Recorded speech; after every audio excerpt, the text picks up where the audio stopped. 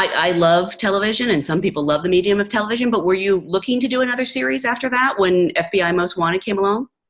There was a long period of time between the two, and when I finished Nip Tuck, I had just finished probably 20 years of consistent work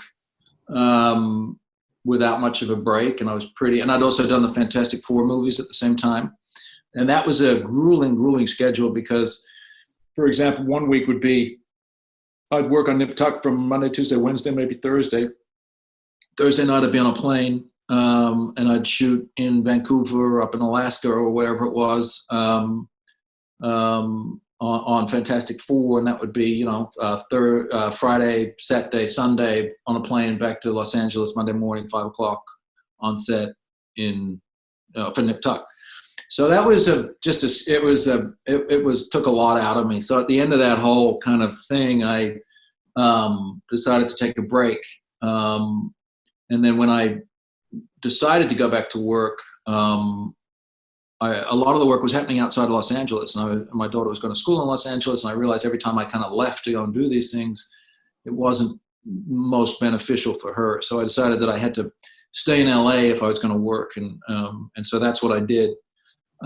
Then she took off to college, and it was a bit of a kind of a rebirthy type moment for me where I could actually kind of really concentrate on what it was that I wanted to do. I was interested in network television simply because I'd done a lot of cable television before, and I really was interested in kind of the dramatics of what I really like performing and dramatizing, and I thought it might be interesting to kind of fit that under more confined or restricted kind of restraints or constraints. So, in the cable world, you can kind of go out and do whatever you want. You can say whatever you want, all this kind of stuff. But I really was interested in trying to create that drama without all of that other stuff, without the ability to kind of put all that other stuff on screen.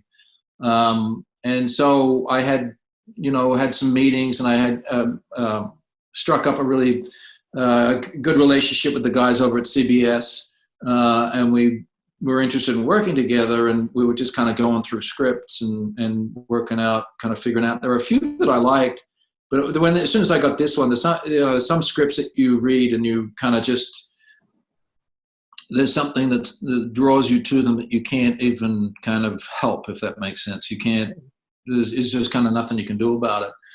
And this was one of those, and it was just, it touched on so many things for me, and that was this guy who was, I look, this guy Jesse, he's battling all the time. He's certainly battling to find these bad guys and right wrongs and hunt people down who have done bad things like that. But he's battling all these other things, and that is the trying to raise his daughter without her mother, who passed in Afghanistan. Having his own kind of demons to battle with, trying to be a parent as a mother and a father, and trying to kind of amalgamate that whole thing into the work that he feels like he almost.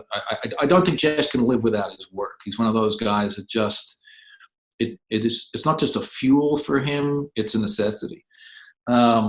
So it really kind of spoke to me in a lot of different ways, and so when something like that comes along, it's hard to say no.